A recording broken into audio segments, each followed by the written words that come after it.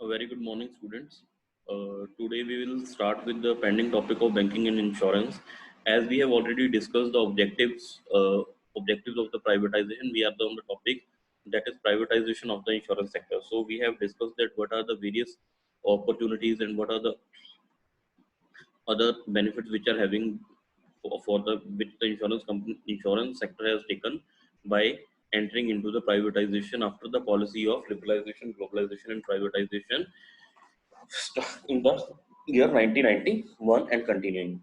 So now, so till the last lecture, we have discussed the what are the objectives of the privatization of the insurance sector. So we have here till the last lecture we have discussed these things. First is to develop the competition of business. So if there is competition in business, then the product and services will improve as the each and every person entering the sector will try to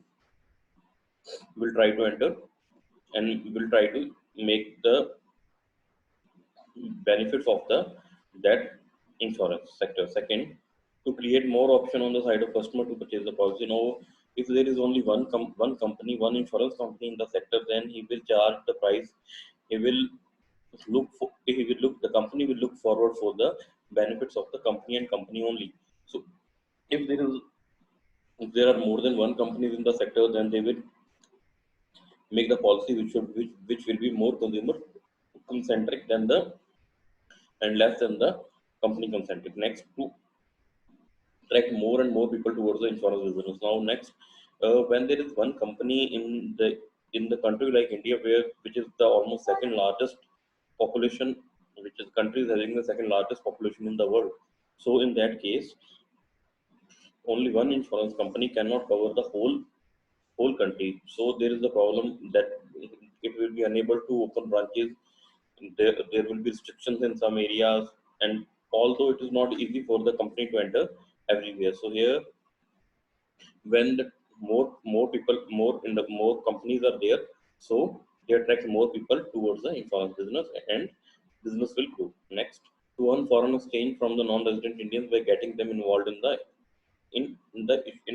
assuring them. Now, for example, it is the privatization is not only done for the India, but it is also done for the people who are not resident of India. Now here, the policies are sold to the non-resident people in by which the companies are getting the foreign exchange. For example of the travel insurance. Now the person who is going abroad wants a travel insurance. Now if he has taken the travel insurance policy, the payment is made in the foreign exchange. Although now in India it has the provision had made to make the payment in the Indian currency too. But if we are discussing about the past few years, the payment is only acceptable in the foreign currency.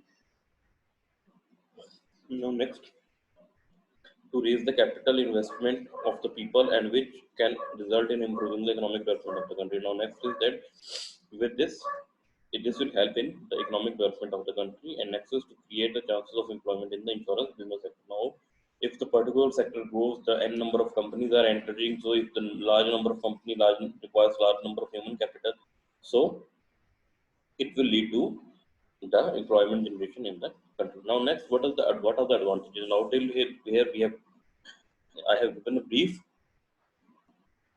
overview about the objectives. Now, the advantages of the privatization of the insurance sector. So, first advantage,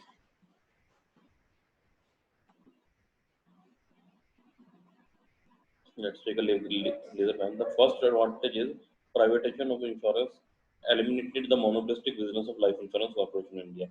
Now, first, that as we know that there is only one life insurance company in the country, so the company is in the monopolistic business practices.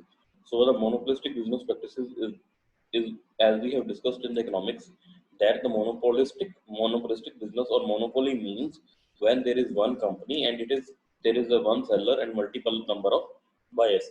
So or few sellers and multiple number of buyers.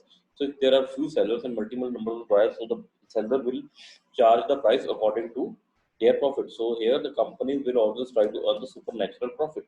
So if the supernormal profit is there, then it is clear that the company will do some of the practices which are non-acceptable in the country. So this is known as the monopolistic competition. So now with the privatization, what happened, the monopolistic business that is of LIC has come to an end, by which now the multiple numbers of companies are there and they are providing the insurance policies to the consumer at the more competitive prices. Next, so which now it helps in introducing new range of